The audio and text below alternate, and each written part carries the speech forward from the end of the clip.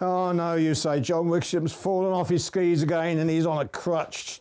No, look, I'm just a bad actor. I don't need a crutch.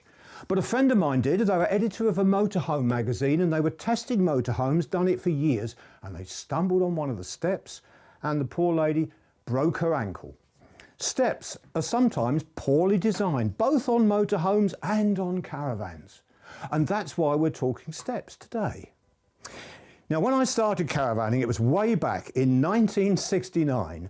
We got milk at the door those days, and therefore we often had a word with the local dairy and they could sell us one of these. And I bought one from the dairy, added this on the top, and knew, like many caravanners did, that there were stacking points here that helped the stacking, but were brilliant in penetrating into the grass and giving it stability. Fantastic. In fact, this one, 45 years old, is now used just for painting the ceilings. It isn't used as a step because there are better things out there. But to put it in context, this is actually the height of my latest caravan, the floor. That's the floor level. So if you look at that, you can see how the old step here did split the step into two nicely. That plays a part when you look at different types of product. Recently, we were filming for the Caravan channel in a dealership and we went along all the different caravans on the forecourt and suddenly I noticed, look at this. They were using a monstrous step, ever so big. If you're the kind of person who has, let's say, size 12 feet, plenty of room there. Good height too. Most people, though, would go for something a wee bit smaller. This is going to the other extreme. Tiny wee thing that can easily be stored inside, and what's wrong with that? It's ever so light. Well, it's not very wide across there. In the building industry, we call that the going. And if you've got big feet, and if you're stepping the other way coming out of the caravan, you might just cause that to happen. At least there's a solution on this one, as there is on several products. You'll notice that there are tiny holes in the corners.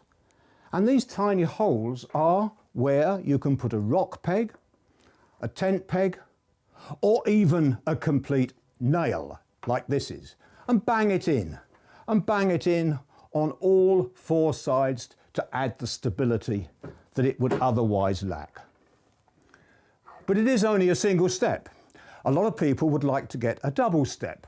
Let's check one that's made by the same firm. Now that's more in scale, isn't it? It's still substantial, it's got a good wide tread, and there's much going for it. Like the previous one, look at all those holes along there. It rains sometimes, and if you don't have holes like that, you can get water settling on the surface. That's a feature I like. If, of course, the caravan that you've just bought brand new was manufactured abroad and it doesn't have NCC approval, then it's quite possible that it will come without a step. But mine came with a step because it's British built and it's fine, except I thought it might be interesting to have a look at some of the metal steps as well. And here it is. I've had it over a year now and it's beautifully engineered, it's incredibly light, it's well built, and I rather like the rubber on the actual treads. What is less effective though is the leg and the foot. The foot is so small that it's inclined to penetrate a soft surface and lead to this losing its position somewhat. You don't get that in this next one, because although it's similar in design, it's nicely built, it's well constructed, it's the right step distance, you haven't got legs and feet, you've got a rail that distributes the weight more evenly. So that's another one to look at. And it's not just look at. When you go to a dealer's, I'd suggest you don't just go along the racks and look at these different points. I think you should ask the dealer if it's possible to borrow one.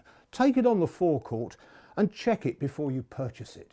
Because you might find in practice coming out of the caravan, you'd rather have one perhaps with a wider tread or whatever.